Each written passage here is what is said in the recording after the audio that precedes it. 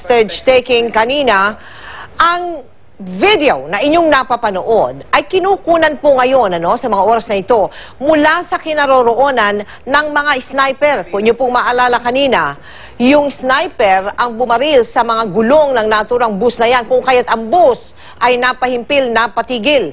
At sa pag-usad ng ating coverage dyan, napakinggan natin ang maraming mga sniper shots, mga tama ng bala na galing sa sniper kung saan po nakikita ninyo itong videong ito.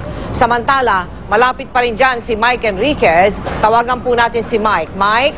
Mel, katabi ako nung bus na pinangyarihan ng hostage-taking. Umalis ka na doon sa pinagtataguan mo? Nung ako'y papanik sana, malapit ako sa pinto ng bus. Kamuntik na akong may matapakan na nung una, kala ko pasintabi lang po sa mga nagapunan. Suka na marami. Sabi sa akin nung mga soko rito at yung crowd control, ito ay utak ng tao. Ngayon na lumalabas, ito yung utak ng hostage-taker. Tinamaan pala siya. Sandali lang, pasapin na lang natin si Sir. Kayo yung nag-negotiate kanina, no? Hawak-hawak niya pa yung telepono na ginamit kanina. Kung natatandaan mo, di ba? Inabutan ng telepono doon sa loob ng bus, tapos tinanggal nila ulit. Ang haba pala nitong met ng telepono ito, ang linya nito, talaga special ito para sa mga ganitong sitwasyon. Kano kung kahaba ang kable ng telepono ito? Kaya po dito umabot ang hanggat 500 meters po. Kalahating kilometro. Okay, pakisalay sa inyo nga kung paano tinamaan itong hostage taker kanina po dyan sa may pinto, sir. Sir, hindi ko po kung paano tinamaan. Tapos nakita lang po namin, nakasabit na po yung hostage taker sa may pintuan. Saka may tama po siya sa ulo. Yan lang po, sir, ang nakita namin. Paano po nangyari na yung utak niya nandiyan sa semento sa labas ng pintuan ng bus?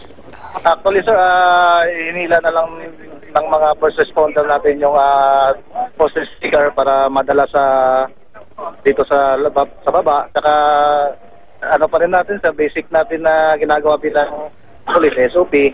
Inisearch natin yung katawan kasi alleged na meron pa siyang mga granada na hawak kanina. Yun ang alleged lang naman po. So clear naman siya doon. So i-declare lang natin as part of standard operating procedure natin. Tama niya rito sa semento, sa baba ng bus, doon na sumabog yung utak. Hindi po, nung nasa bus siya, sabog na po yung utak niya. Kaya lang, nung hinihila siya, talagang doon na, laki kasi nung tama niya sa ulo. May tama sa ulo, ha? Sa ulo, malaki yung tama. Malaki po, talagang halos warak po yung ulo niya. May iba siyang tama? Hindi ko po nakita kasi hindi ko alam po kung ano yung findings ng SOCO, kung ilan pa po yung tama ng hostage taker natin. Sige po, salamat po. Ayan, Mel, salamat po. Tsaka, alam mo, Mel, tuguan yung 3-4 na baitang, di ba mga tourist bus, tatapa ka sa mga 3-4 na steps para makapasok sa loob.